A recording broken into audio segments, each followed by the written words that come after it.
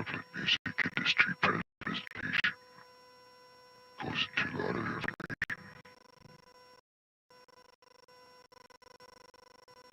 And I'm just going to get a start overview.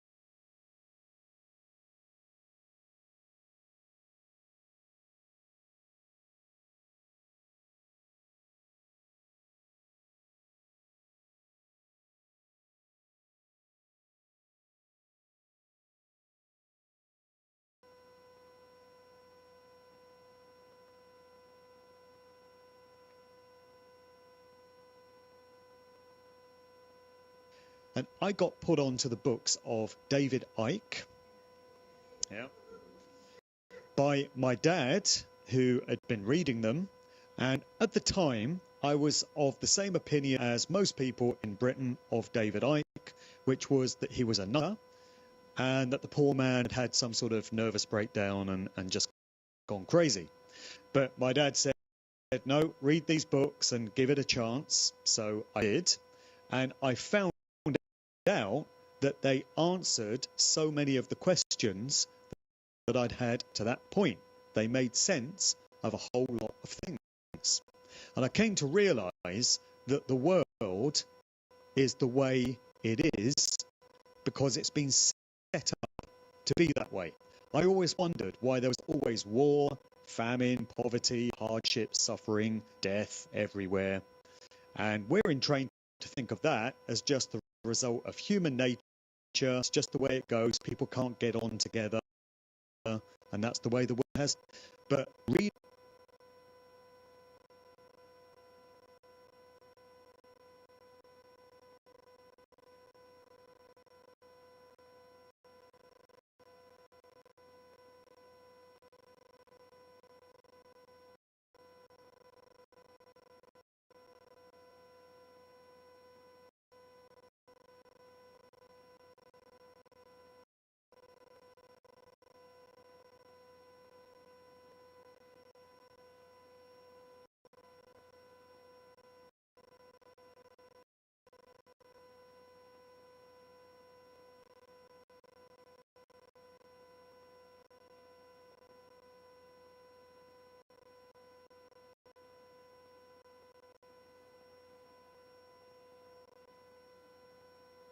those books made me realize that the world is not run by those who are trained to think that it is. So governments don't run nations. They answer to higher powers, groups, networks, secret societies, control systems which dictate downwards what the agenda is going to be. And this applies in the world of politics, demonstrably. It applies in the world of so-called medicine, particularly big pharma, as we've had a free demonstration these past 3.5 years.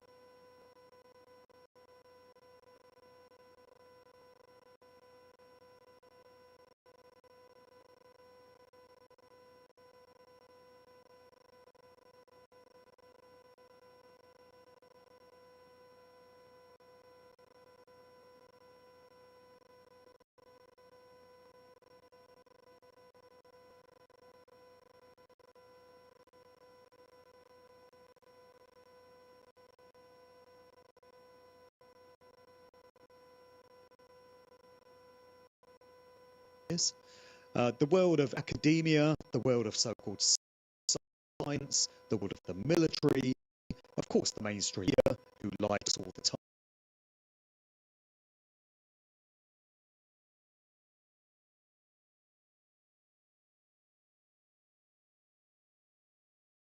You are a psychopathic, satanic, deranged maniac, hell-bent on enslaving and controlling all of humanity. Those vehicles offer the perfect opportunity for mass mind control, social engineering, and the pushing of agendas. And that is what they've been used for.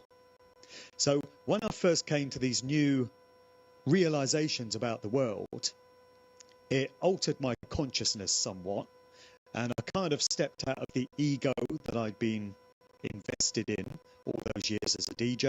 I used to carry myself with a bit of swagger, you know. I was a bit full of bullshit. You kind of have to be as a DJ if you're going to make it in the game. But I sort of lost all of that and embraced these new ways of seeing the world. And I really wanted to gain a comprehension of how these dynamics played out in the world of music, of which I'd been a part. So I made that my specialist area of research, and I've been doing it now for the best part of 15 years. After 5 years, I put out my first book in my Musical Truth series, Volume 1. So that was self-published in early 2016. Then Volume 2 followed in 2018, on Volume 3 in 2021. What I'm going to share with you this evening is a whole load of excerpts from all three of those books. So my research took me back pretty much to the mid-1950s. We're going back a long way. You can surely take us back further, but for these purposes, we're going to start at 1955. That was the year where we had this landmark record, Rock Around the Clock, by Bill Haley and the Comets. Or at least it used to be Bill Haley and the Comets. These days it's Bill Haley and his Comets, but that's the Mandela effect for you. So this was the birth of the rock and roll era. And this music came along to replace what had been there previously. So society had been very staid and austere and quite grey up to this point in that post-war era. But in 1955, there were three landmark movies which came along. James Dean in Rebel Without a Cause, The Blackboard Jungle, and the movie version of Rock Around the Clock. And all three of these had a big effect on youth culture. The teenagers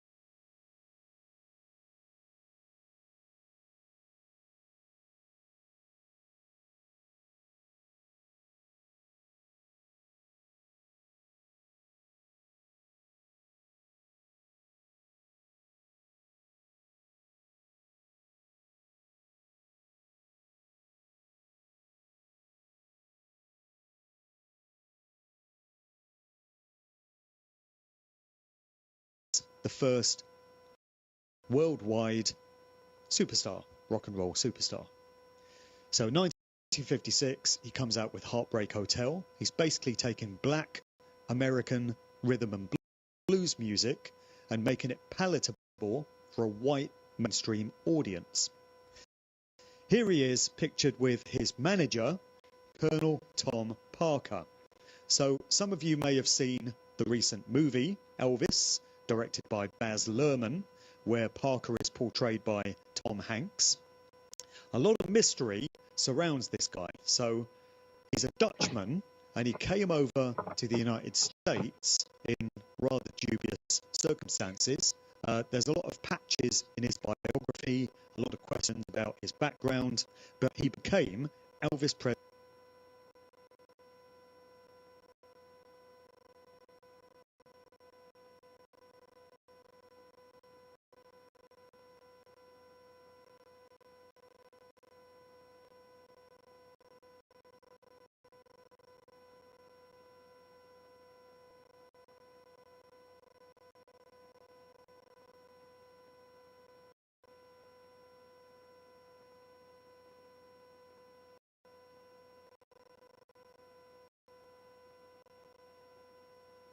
Presley's manager. And my research has borne out that the word manager, when it comes to these artists, is often interchangeable with that of handler when we get into mind control, as we will in part. Manager, when it comes to these artists, is often interchangeable with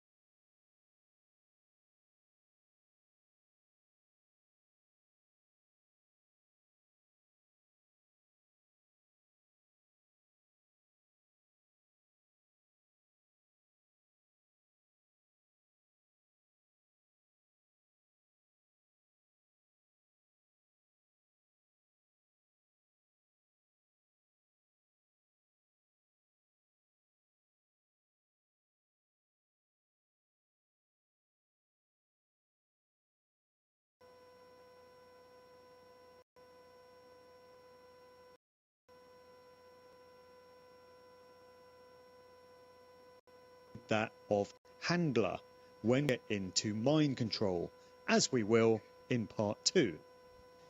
The way this event is going to run, by the way, is part 1 is going to last for probably about an hour and a quarter, something like that. Then we'll take a brief break, and then we'll come back for part 2. And in part 2, I've got a whole load of info about a bunch of Jimmy Savile and Elvis. Aussie artists. So I wanted to make it relevant where I am. So stand by for that in part 2.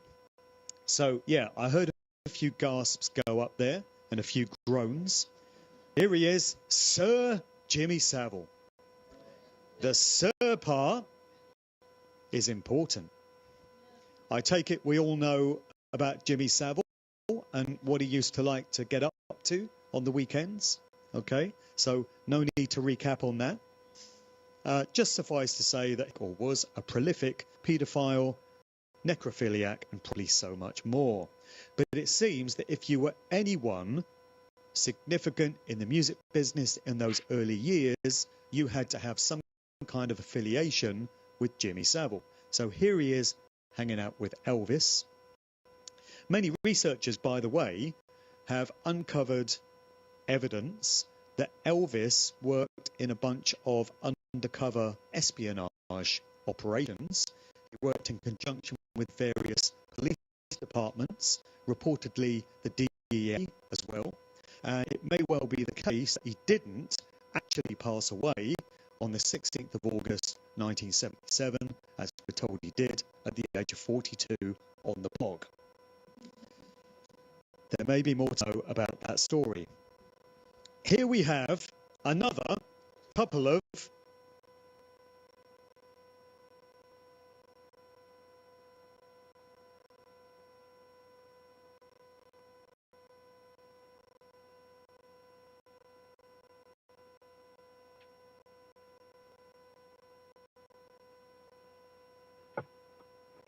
My goodness. Let me tend to that.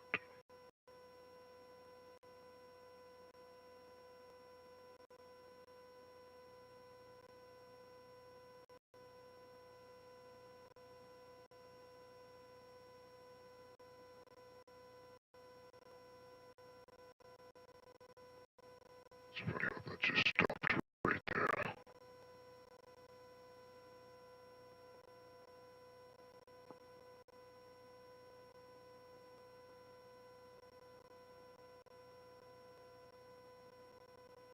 Maybe it wants to give me an advertisement. Yes, of course. I get it.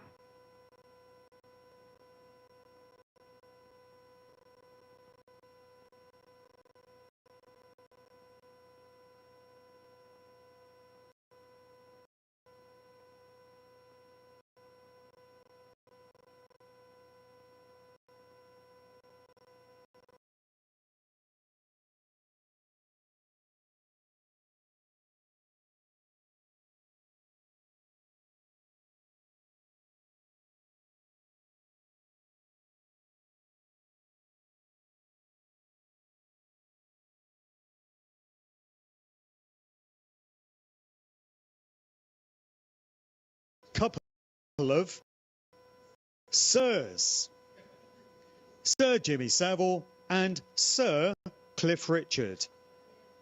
Hold tight for more revelations on Sir Cliff when he shuffles off this mortal coil, I feel, because we didn't discover the truth about Savile until he'd passed away, and I think there's probably going to be a few revelations about Cliff which are only going to come out after he's gone as well.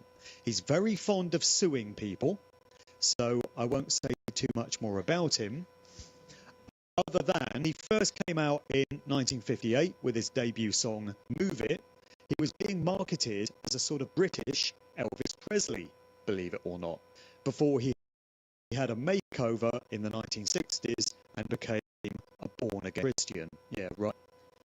If Cliff's a born-again Christian, I'm Dan Andrews. Perish the thought. Two more sirs. Sir Jimmy with Sir Mick Jagger. The Rolling Stones in the 1960s. Still touring to this day. You know, he's still out there in his 80s. Because you'd want to, wouldn't you? If you're 80 odd, you'd want to get on planes and be slogging it around the tour circuit. Rolling Stones were marketed as the rivals of the Beatles. The truth of the matter is that the Rolling Stones and the Beatles were actually good friends. They used to hang out together, party together. What we were looking at was a dialectic whereby both sides were controlled by the same force. So the Beatles and the Rolling Stones, in my view, and quite a few other researchers, were products of the Tavistock Institute in London. They were social engineering constructs. Here we have the Beatles with Savile, and there was a period in 1964 where Savile went out on the road with the Beatles, and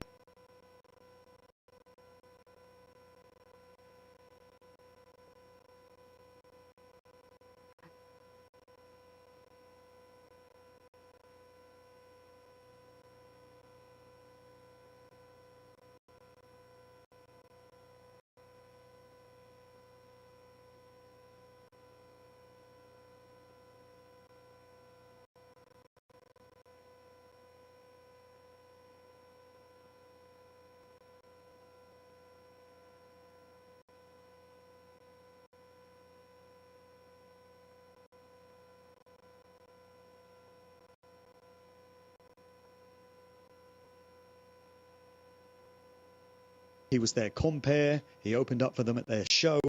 He travelled around in the back of a transit van with them.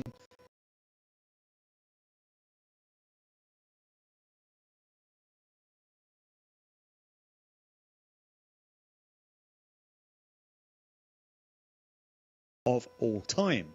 And John Lennon and Paul McCartney have been hailed as the two greatest songwriters of the 20th century, with hundreds of songs credited to their name. I wonder if the key to the success of these two and their group could lie in this photograph. Do we have any Freemasons in the house? No? Don't be shy. No Freemasons tonight, okay. Well, I'm not a Freemason, despite what some might tell you. I've been called all kinds of things. But I'm told that is a Freemasonic handshake. And that could well be the key to why these two have been hailed as such musical greats. Because one thing has become abundantly clear to me in my research, and that is you cannot become as successful and as influential as the Beatles under your own steam. Doesn't work that way. You don't just put together a band with a few mates, write a few catchy tunes, come up with a few guitar riffs, punt a few demo tapes around, cross your fingers for good luck, and just happen to become that successful. Anyone in the public eye, anyone you've heard of, anyone who's a household name has been placed there by those who can make these careers happen. They don't happen on your terms, they happen on theirs. And there's always a price to pay, and it can never be worth it. When it comes to how this group got their success, maybe here we've got another clue. Because these so-called elite controllers and their assets do like to place the truth in plain sight, and they do like to use signs, symbols, and occult ways of signalling. And what we're looking at here is another one of those. So Lennon and McCartney, that's McCartney 1.0, we'll get to that, have their hands inside their jackets. And what this is denoting is the idea of the hidden hand. This is something that comes out of Freemasonry. It's within secret societies, and it's a way of showing that these individuals belong to those orders. It used to be a way of one member of these groups communicating with another. These days, the likes of us can recognize it for what it is. But there, I think we've got another clue.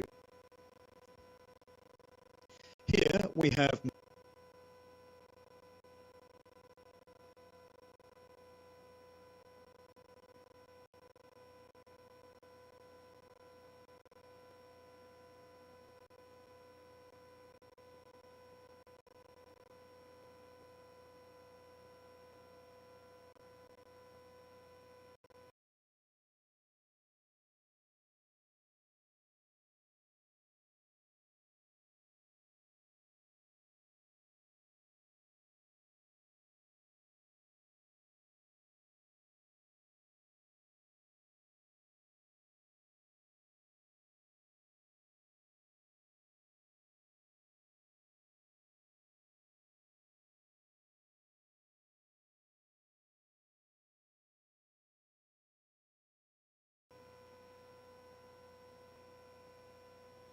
McCartney 1.0 with a bird cage over his head.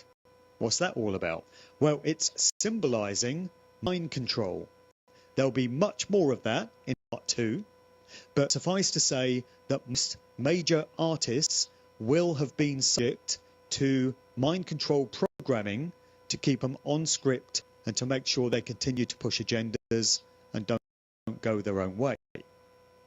Right back in the 60s, we were getting photographs such as that. Now we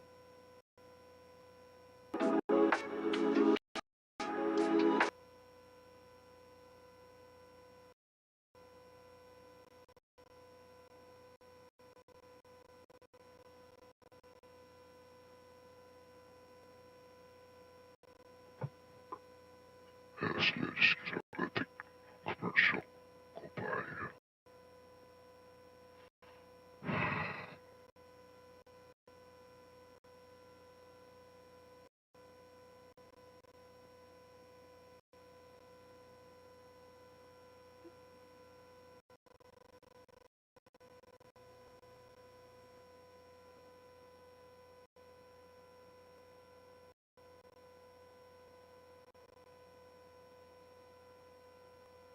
Comes to what is arguably Paul's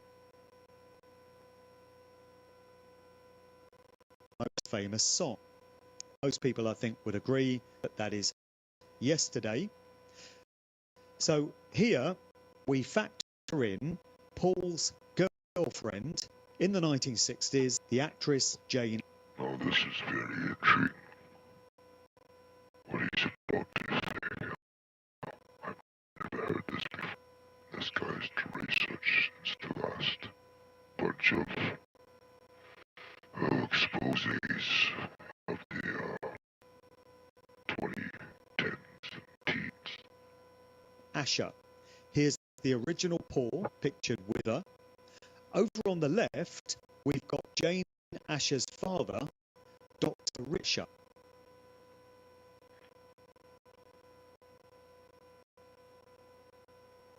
Okay,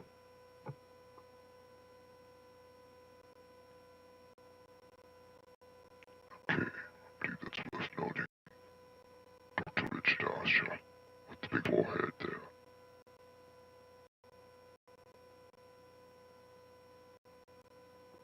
Okay, alright. Something.